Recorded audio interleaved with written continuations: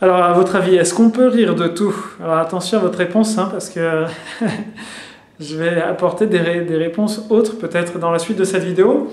Je vous invite donc à réfléchir à ça. Est-ce qu'on peut rire de tout? Alors, clairement, aujourd'hui, on est dans une société qui rit de tout, sauf, je dirais entre guillemets, de l'accessoire. C'est-à-dire, on va se moquer de tout. On va se moquer des choses les plus sacrées. On va piétiner le sacré du quotidien, on va rabaisser les autres en se disant haha, je comprends bien comment tu fais, moi je suis au-dessus de ça.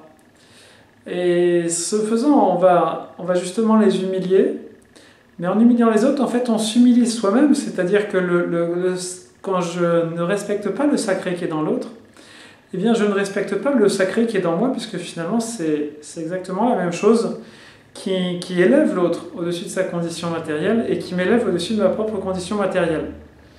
Et donc, on vit dans une société où en fait on va s'alarmer quand il y a une explosion de violence, sans se demander où se trouve la violence au quotidien, c'est-à-dire on va se dire, eh bien quelqu'un qui va mourir d'un cancer des poumons parce qu'il a fumé pendant 15 ans, ça va.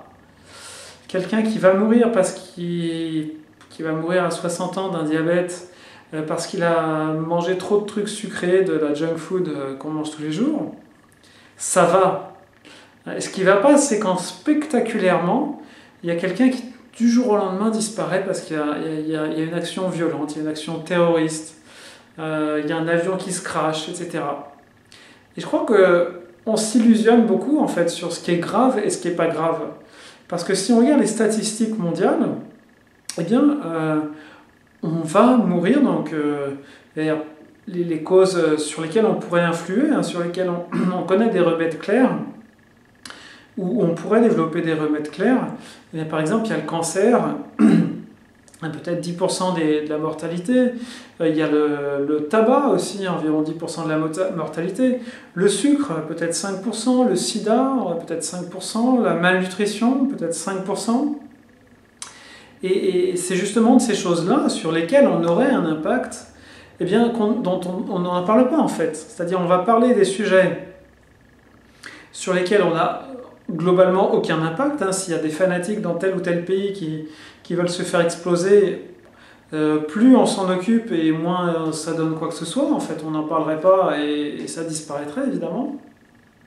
Donc on renforce en fait, c'est-à-dire on fait de la pub pour des choses destructrices et on ne s'occupe pas et on ne résout pas les choses telles que fermer Philip Morris, fermer McDonald's, qui tuent. Hein, toutes les 10 secondes, donc il y a quelqu'un qui meurt d'un excès de sucre. Toutes les 5 secondes, il y a quelqu'un qui meurt du tabac. Donc il y a un attentat au sucre toutes les 10 secondes et il y a un attentat au tabac toutes les 5 secondes. Donc si vraiment on avait le sens des choses graves, eh bien on aurait une médiatisation et une recherche collective qui serait complètement différente.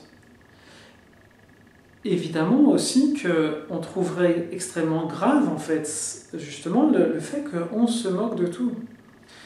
À chaque fois que j'assiste à une réunion sociale, je me rends compte que, voilà, on est dans cette ironie. Et c'est intéressant le phénomène d'ironie. Donc l'ironie, c'est une figure de style où on va dire que c'est bien, en fait, alors qu'on pense que c'est mal, et ça va être clair que c'est mal. Et c'est une dérision, en fait. C'est-à-dire qu'on va pousser dans ces retranchements, hein, c'est cette technique de l'homme de paille, on va pousser dans ces retranchements la position de l'autre en faisant ressortir d'une façon mécanique, justement. Et c'est ça qui va être drôle, en fait, c'est que au lieu que ce soit vivant et réaliste, eh bien, on va faire ressortir le caractère mécanique de la situation. Mais la vie n'est pas mécanique, en fait. Et donc, quand on se moque, quand on rit de quelque chose, eh bien, en fait, on est en train de calquer un schéma mental extraordinairement simplifié. Et donc, on se place dans une situation de supériorité. Et ça nous détend parce qu'on a une impression de comprendre la situation. On a l'impression que la situation, elle est claire, et elle n'est pas vivante, alors que c'est le contraire en fait. Il y a des choses importantes dans ce dont on est en train de se moquer. Et donc, je faisais l'expérience aujourd'hui, plus on est dans cet état de se moquer des choses, de rigoler, et plus on s'éloigne en fait des forces morales qui agissent dans les choses. Parce que ces forces morales, elles ne sont pas... Elles sont dans un détachement en ce sens qu'elles travaillent sur des milliers d'années et qu'elles sont dans l'action plus, disons, que dans le résultat. Et en même temps, elles ne sont pas du tout flegmatiques comme on peut l'être aujourd'hui, à se dire on verra bien comment c'est. Et donc c'est intéressant de vous demander mais quelle est ma relation à l'humour? Est-ce que je suis constamment, et notamment dans mes relations sociales, à banaliser les choses? Et plus on banalise les choses, plus aussi on les désacralise. Et c'est ce qui se passe aujourd'hui. Je regardais là, sur Internet, qu'est-ce que les gens regardent. Et ils regardent des vidéos, justement, où il y a cette désacralisation par l'humour. C'est-à-dire que les personnes se moquent d'elles-mêmes. Tiens, je suis roumain. Alors on rigole, parce que du coup, en fait, ça fonctionne sur des clichés. Ouais, les Roumains seraient comme ci, comme ça, machin, truc. Mais en fait, l'essence spirituelle de la Roumanie, qui serait peut-être le vrai sujet, est sa beauté. C'est-à-dire que s'il y avait quelque chose de culturellement, d'historiquement, de religieusement, de spirituellement, d'extraordinaire en Roumanie, et évidemment c'est le cas, eh bien, pour le coup, on passe à côté et on n'est pas prêt d'y revenir. C'est-à-dire, on a créé cette connexion, Roumanie égale drôle. Et en un sens, c'est bien, parce que ça nous soulage de la pesanteur de notre condition terrestre, l'humour. Mais au même titre, je dirais strictement au même titre, c'est vraiment l'expérience que j'en ai fait, que l'alcool, c'est-à-dire, par l'humour, je suis placé au-dessus des phénomènes, je suis placé en dehors des phénomènes dans leur caractère organique, et je suis placé dans une théâtralisation des phénomènes qui est mécanique. Hein, c'est Bergson qui a dit ça. Mais ce faisant, je ne suis plus dans la vie, en fait. Et je m'extrais de la vie, et donc évidemment, comme quand je bois de l'alcool, je m'extrais de ma partie spirituelle, je suis pleinement dans mon corps, mon âme est détachée, on pourrait dire de mon esprit pour faire simple, et donc je jouis d'une liberté sans culpabilité dans l'alcool. L'humour eh bien, fonctionne de la même façon, et je pense que c'est important pour les personnes qui ont la blessure d'humiliation de prendre conscience de cette vertu égalisatrice, distanciatrice de l'humour, mais qui, à haute dose, en fait, est un dissolvant absolu de la densité et de la sacralité de la vie. Et inversement, évidemment, pour des personnes qui n'arrivent jamais à rire, cette fois-ci, de réussir à prendre de la distance et de se dire « Ah, ok, aujourd'hui j'ai fait ça, bon, bah, je suis un serviteur inutile, c'est pas...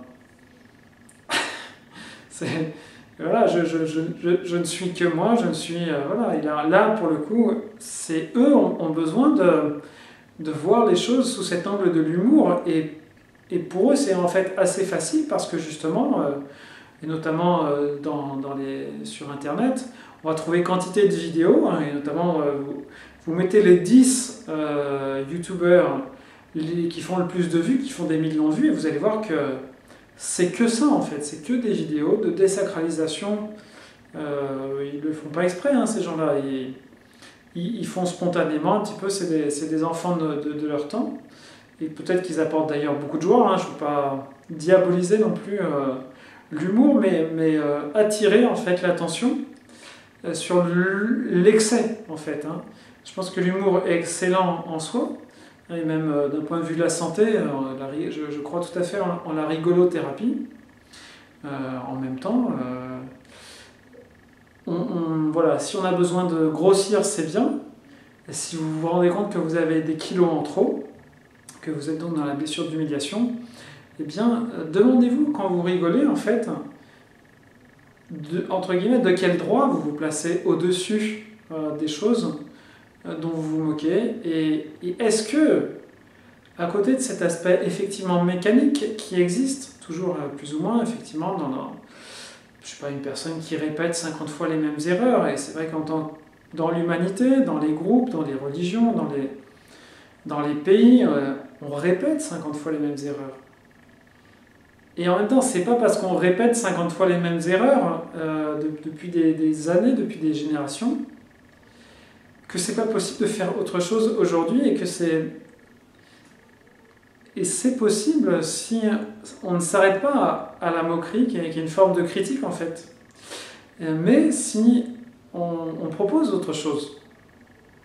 Voilà. Eh bien, bonne réflexion sur ce sujet de blessure d'humiliation et humour. Et gardons la joie, mais une joie qui est une joie en fait plus de donner que la joie un petit peu malsaine de se placer au-dessus de tous les autres en fait, hein, qui est finalement une excitation égotique plus qu'une joie. Merci beaucoup, à bientôt.